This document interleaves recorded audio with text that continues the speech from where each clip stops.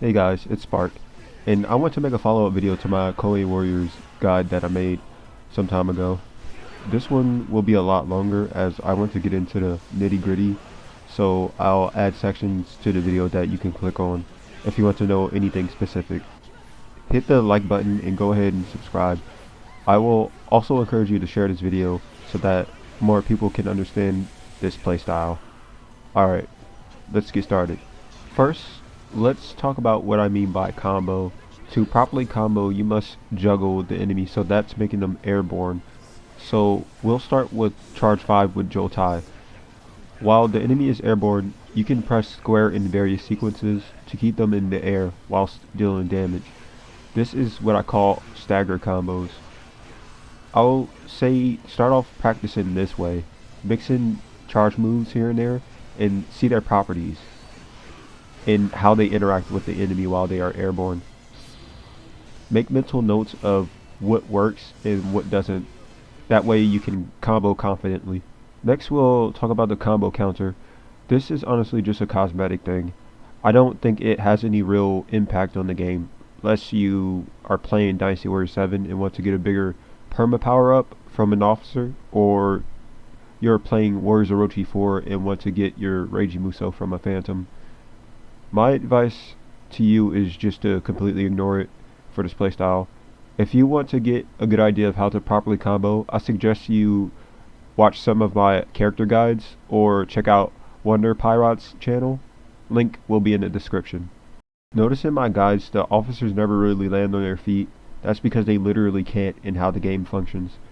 When the enemy launches the player can't recover unless they hit the ground, they do their air muso, or the officer decides to do a double launcher. This was even the case in older Warriors titles like Samurai Warriors 2. You could quite literally be juggled to death and not be able to do anything about it under the right circumstances, or in this case, wrong circumstances. Alright, now we move on to weapon selection / character synergy. I will also include sacred treasures in this too. We'll start off from a Dynasty Warriors 8 perspective with weapon switching.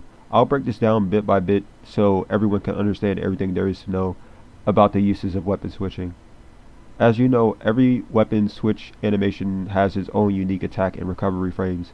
This is important to note as a weapon switch may knock the enemy back, whereas others may send them flying more vertically.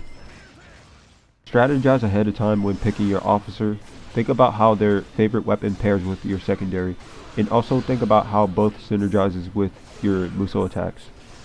A personal gripe of mine is the whole affinity system in this game. It's pretty annoying to say the least, as it breaks the flow of combat. I would much prefer if they completely replaced it with a juggle reward system. If the player successfully juggles the enemy for a certain amount of hits, they are rewarded with being able to storm rush, and when the officer dies, they have an increased chance of rare weapons or something like that. Next, let's talk about sacred treasures. So we're talking about Warriors Orochi 4 here. In this game, there are a total of 26, and they all have various uses. I'll give you some ideas of ones I deem best for certain officers.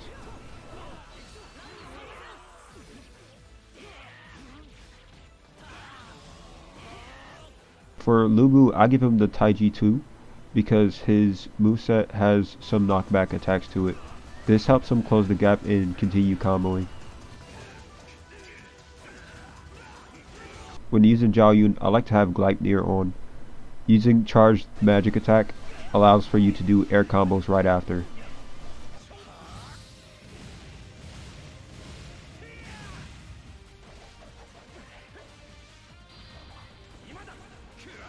For Jotai, his default treasure is already pretty good, but I equipped the Tosuka no Tsurugi. After charged magic attack, the enemy will fly towards you. You can then follow up with an air muso, then a jump charge.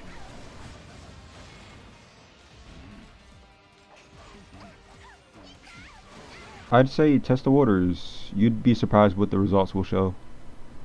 Now I want to talk about Samurai Warriors characters. Sadly, most of them are flawed for this playstyle. Mostly every character has at least 2 charge moves that the enemies can flip out of. On top of that, their Musou attacks are not true combos either. This makes it pretty hard for these characters to be added to my team comps. Ranmaru is one of my favorite Samurai Warriors characters. His charge 2, 4, and 5 are not true charge strings.